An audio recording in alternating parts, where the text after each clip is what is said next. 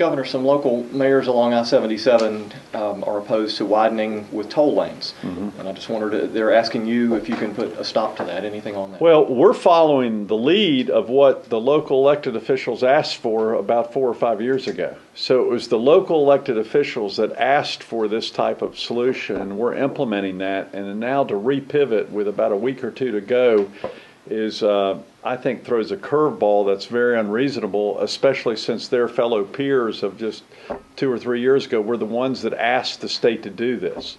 So the state is following the wishes of what the local elected officials asked for, and we're going to follow through on that commitment. And then when you make that commitment, it's a long-term commitment. Once you start, you can't all of a sudden change the game plan with a week or two to go.